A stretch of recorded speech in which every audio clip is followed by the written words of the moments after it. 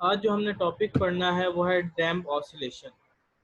ठीक है, कह रहे जो वाइब्रेटरी मोशन होता है किसी भी आइडियल सिस्टम का in the absence of fraction या रेजिस्टेंस फोर्स जब मौजूद नहीं होगी, तो इसका मतलब ये है कि आपकी वो बॉडी जो है वो कॉन्टीन्यूसली जो है वो क्या करती रहेगी, ऑसिलेट करती रहेगी।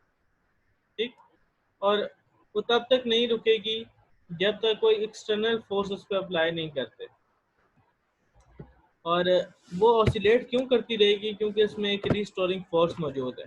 मैंने आपको बताया था कि जब हम ऑसिलेशन की बात करते हैं या हम कहते हैं कि हमारे पास एक आइडियल सिस्टम है, और उस आइडियल सिस्टम ने को अगर उस आइडियल सिस्टम का मतलब ये है कि वहाँ पे कोई भी एक्सटर्नल फोर्स मौजूद नहीं है, कोई भी एयर मौजूद नहीं है, फ्रिक्शन मौजूद नहीं है।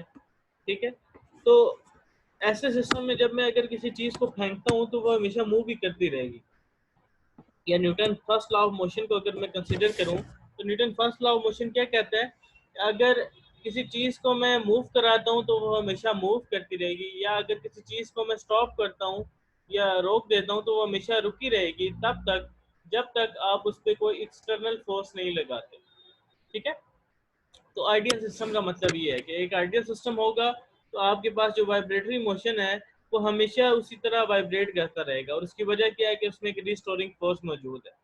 लेकिन प्रैक्टिकली अगर हम बात करें तो प्रैक्टिकली ऐसा पॉसिबल नहीं है, क्योंकि हम जिस प्लेनेट पे रहते हैं यहाँ पे हमारे पास नंबर ऑफ फोर्सेस मौजूद हैं। एयर मौजूद है, फ्रिक्शन फोर्स मौजूद है, रिएक्शन फोर्स मौजूद है, ठीक है, ग्रेविटी मौजूद है। तो इन तमाम फोर्सेस की वजह से क्या होता है कि जो हमारा ऑसिलेटरी मोशन होता है वो रिड्यूस होता जाता है, या हम कह सकते हैं कि जो मैकेनिकल एनर्जी है सिस्टम की वो टाइम के जैसे जैसे गुजरता जाता है वो कम होती जाती है। उसकी वजह से हमारे पास जो मोशन है वो डैम्प्ड होता है, उस मोशन को हम कहते हैं डैम्प मोशन। अगर आप इस फिगर को देखें, फिगर 10.4, तो ये बता रहा है कि आपने एक बॉडी को वाइब्रेट या ऑसिलेट करवाया है। ठीक है, तो फर्स्ट ऑसिलेशन उसकी आप देखेंगे कि जैसे जैसे टाइम गुजरता जा रहा है आपके पास ऑसिलेशन का जो एम्पलीट्यूड है वो डिक्रीज होता जा रहा है।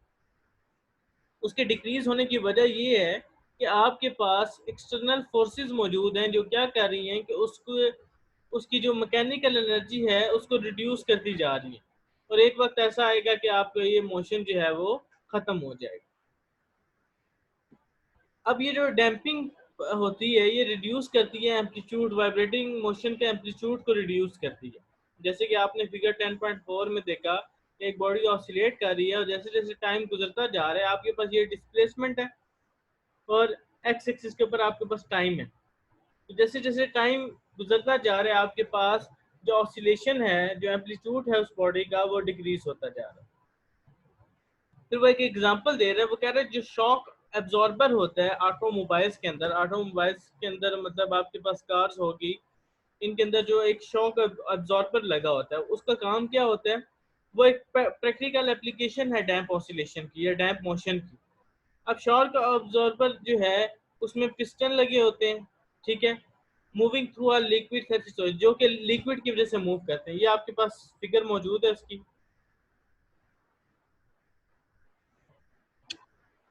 ये आपके पास जो है वो फिगर है। ठीक है, तो आपके पास क्या है कि पिस्टन मूव कर रहे हैं लिक्विड के ऊपर, ठीक है, और लिक्विड क्या है? ऑयल है। जो अपर पार्ट है शॉक एब्जॉर्बर का वो बॉडी के साथ अटैच होता है कार की, ये वाला जो पार्ट है। ठीक, when the car travel our a bump on the road, जैसे जब कार रोड पर ट्रेवल करती है तो आपने जंप्स जो होते हैं, जब वो जंप के ऊपर आती है तो क्या करती है? वो वाइब्रेट करती है अचानक से। ठीक है, तो वो जो शॉक एब्जॉर्बर होता है उसका काम क्या होता है कि वो उस एनर्जी को जो है क्या करे, हीट एनर्जी के फॉर्म में ऑयल को दे दे, और आपके जो वो जर्क है वो आपको कॉन्टिन्यूसली फील ना होता रहे। ठीक है, तो ये एक प्रैक्टिकल एप्लीकेशन है।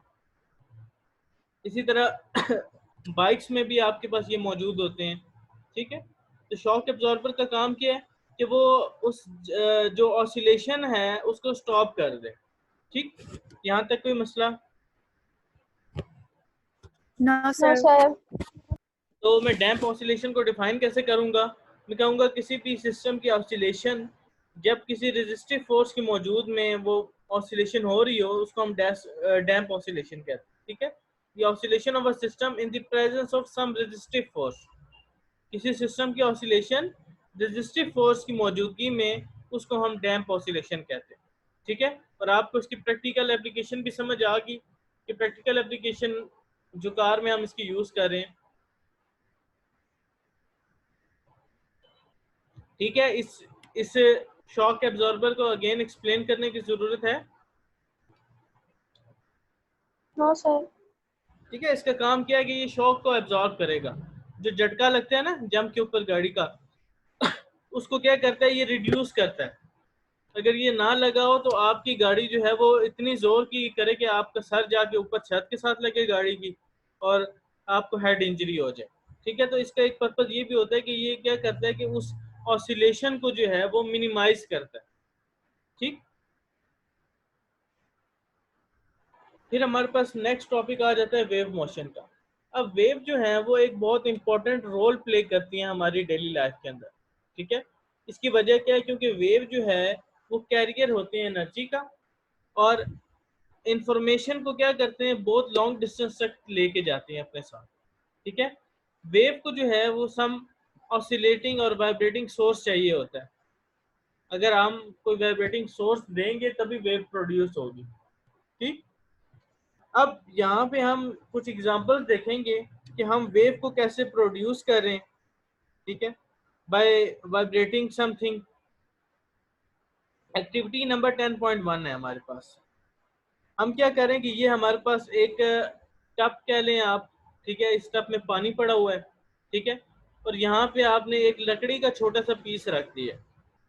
अब आप क्या कर रहे हो, आपने एक पेंसिल ले ली है और आप उस पेंसिल को बार बार डिप करते हो निकालते हो, डिप करते हो निकालते हो, डिप करते हो निकालते हो।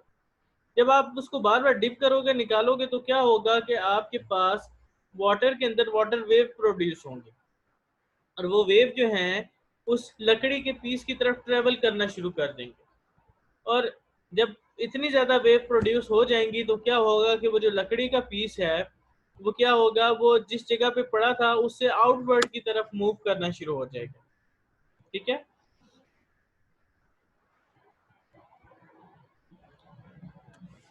अब नेट डिस्प्लेसमेंट की अगर बात की जाए तो जो नेट डिस्प्लेसमेंट होगी उस पीस की, लकड़ी के पीस की, वो जीरो होगी, क्योंकि वो अपना वाइब्रेटरी मोशन जो है मेन पोजीशन के अराउंड रिपीट कर रहा है। वो बार बार आपके पास जो है वो वाइब्रेटरी मोशन करेगा, ठीक।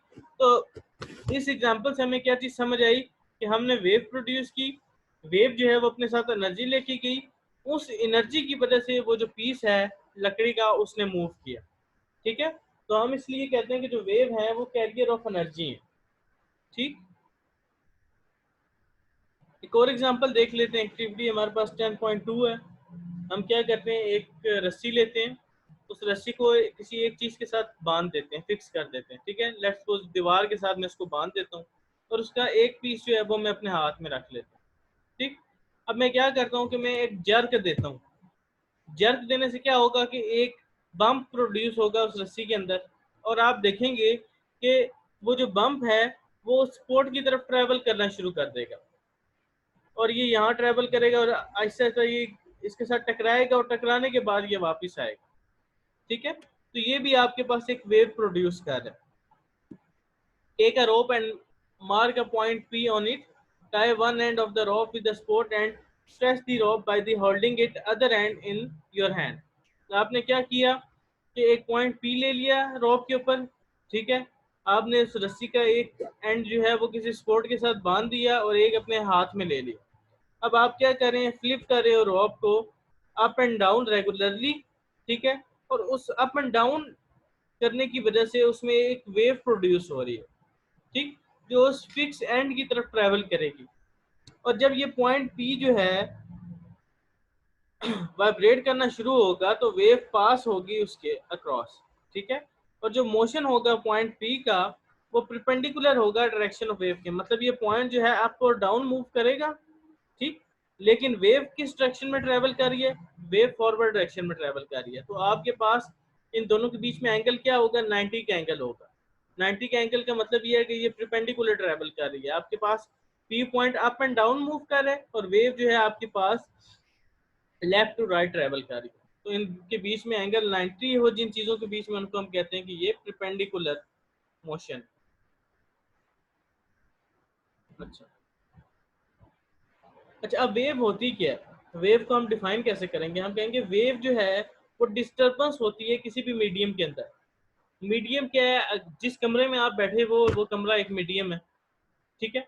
तो अगर आपके कमरे में कोई डिस्टर्बेंस होती है, ठीक है, तो इसका मतलब ये है कि वहां पे वेव प्रोड्यूस हो रही है, which causes the particle of the medium. अच्छा, डिस्टर्बेंस प्रोड्यूस हो और इसकी वजह से क्या हो कि जो पार्टिकल है कि उस मीडियम का, वो वाइब्रेटरी मोशन करना शुरू कर दे अपनी मीन पोजीशन के अराउंड, ठीक है, इक्वल इंटरवल ऑफ टाइम के अंदर, तो हम ऐसे हम कहते हैं कि आपके पास वेव प्रोड्यूस हो गया।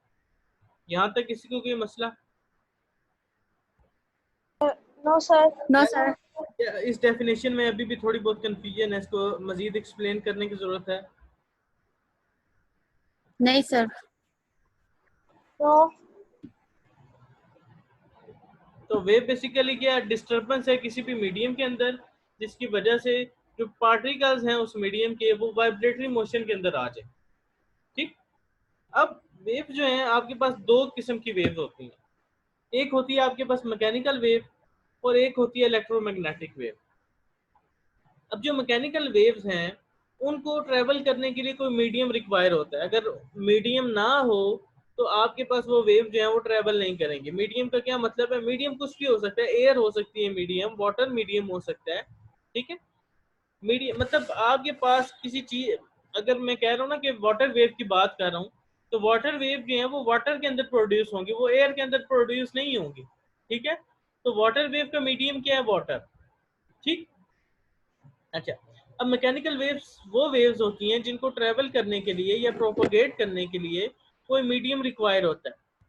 फॉर एग्जांपल वाटर वेव्स, अगर वाटर होगा तो वाटर वेव्स प्रोड्यूस होंगी।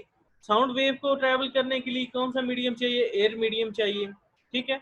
और जो स्ट्रिंग या स्प्रिंग में जो वेव्स प्रोड्यूस हो रही हैं उनको क्या मीडियम चाहिए? उनको रस्सी चाहिए। स्प्रिंग वेव को क्या चाहिए? स्प्रिंग चाहिए, ठीक है। फिर आ जाती हैं दूसरी टाइप आती है इलेक्ट्रोमैग्नेटिक वेव्स। अब ये वो वेव्स होती हैं जिनको प्रोपोगेट करने के लिए या जिनको ट्रेवल करने के लिए किसी मीडियम, कोई मीडियम रिक्वायर नहीं है, ठीक है। जैसे कि आपके पास रेडियो वेव होगी, रेडियो वेव जो है उनको कोई मीडियम नहीं चाहिए, ना एयर चाहिए ना वाटर चाहिए, वो ट्रेवल कर जाती हैं, वो वाटर में भी ट्रेवल करती हैं, एयर में भी ट्रेवल करती हैं, ठीक है।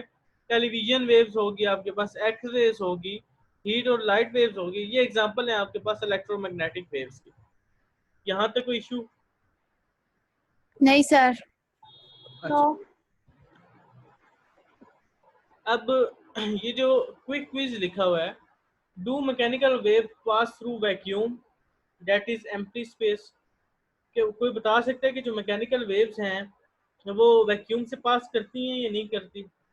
वैक्यूम का मतलब ये है कि आप किसी चीज़ को खाली कर दो बिल्कुल, उसमें अगर एक कमरे की अगर मैं बात करता हूँ तो आप उस कमरे में से तमाम चीज़ें निकाल दो, एयर निकाल दो, सब कुछ निकाल दो, वैक्यूम क्रिएट कर दो, तो क्या वहाँ पे साउंड वेव ट्रेवल करेंगी?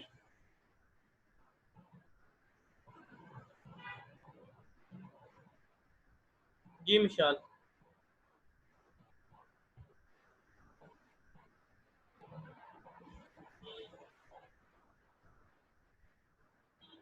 बेल एंड जार एक्सपेरिमेंट आप लोगों ने पढ़ा हुआ है? सर करेंगी। कोई बेल एंड जार एक्सपेरिमेंट के बारे में मुझे बता सकता है? ये कौन सा एक्सपेरिमेंट है? अच्छा, ये शायद आपने नहीं पढ़ा, ये नेक्स्ट चैप्टर में। वैक्यूम के अंदर जो आपके पास मैकेनिकल वेव्स है ना वो ट्रेवल नहीं करती। मैकेनिकल वेव्स को क्या चीज़ चाहिए? मीडियम चाहिए। वैक्यूम में तो उनको मीडियम मिलेगा ही नहीं, जब आप उसको मीडियम प्रोवाइड नहीं कर रहे तो वो कैसे ट्रेवल करेंगे? एक एक्सपेरिमेंट है आपके पास कि आप एक बेल लेते हो और उस बेल को आप किसी